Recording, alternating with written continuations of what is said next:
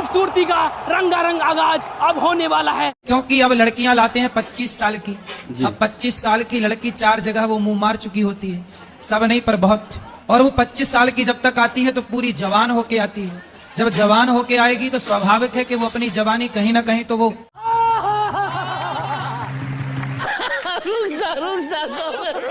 तो भैया सुना, लोगों को धर्म का उपदेश देने वाले अनिरुद्धाचार्य का कहना है कि 25 साल की उम्र में शादी करने वाली लड़कियां कई जगह मुंह मार चुकी होती हैं।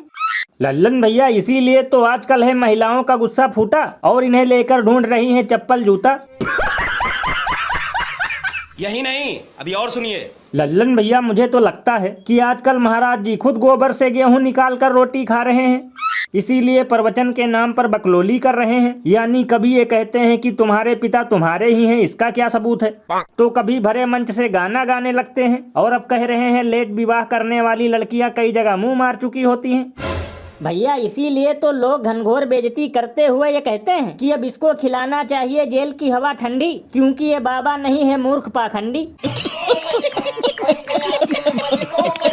वैसे भैया एक अंदर की बात बताऊं, सुनने में आ रहा है कि बाद में महाराज जी ने इस बकलोली के लिए देश की माताओं बहनों से माफी भी मांगी और बताया ये शब्द मैंने सबके लिए नहीं बोला था। तब तो लल्लन भैया ये इन्होंने बहुत ही बढ़िया किया, वरना अगर कट्टर हिंदू जाते भड़क तो इन्हें फिर से चलाना पड़ता ट्रक। और अभी तो रुको, क्लाइमैक्स अभी बाकी है। यशस्वी मुख्यमंत्री भजनलाल शर्मा जी, भारतीय जनता पार्टी। ये सब क्या देखना पड़ रहा है? अच्छा है मैं अंधा हूँ। तो भैया देखा, अभी 2 दिन पहले ही राजस्थान के झालावाड़ में स्कूल की छत गिरने से कई बच्चों की जान चली गई थी, लेकिन इसके बावजूद भी वहाँ के शिक्षा मंत्री ने कल अपना फूल माला से स्वागत करवाया। तो लल्लन भैया, इसमें हैरानी की क्या बात है? मैंने तो पहले ही कहा था कि भले ही देश में आ जाए जलजला, लेकिन वीआईपी मोमेंट का नहीं बंद होगा सिलसिला। अरे बाप रे, ये तो धोती खोल रहा है। यानी भैया चाहे ट्रेन उलट जाए, चाहे पुल गिर जाए और चाहे धार्मिक विवाद हो, इसमें नुकसान सबसे ज्यादा गरीब आम जनता का होता है, किसी नेता का नहीं।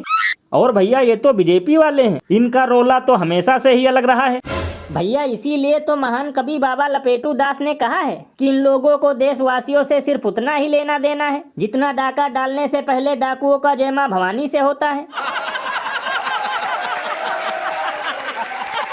और भैया एक कमाल की बात बताऊं, घटना के तुरंत बाद अगर कोई विपक्षी पार्टी का नेता हंसी ठिठोली करते हुए प्रोग्राम में नजर आता तो अब तक गोदी मीडिया के दलाल एंकर और चिरकुट भक्त हाय हाय कर रहे होते, लेकिन अब ये ससुरे डायनासोर की तरह गायब हो चुके हैं। क्योंकि लल्लन भैया बीजेपी का नाम आते ही मर जाता है इन ससुरों का जमीर और मुंह में पैरालाइसिस नहीं सीधे हो जाता है बाबा सिर।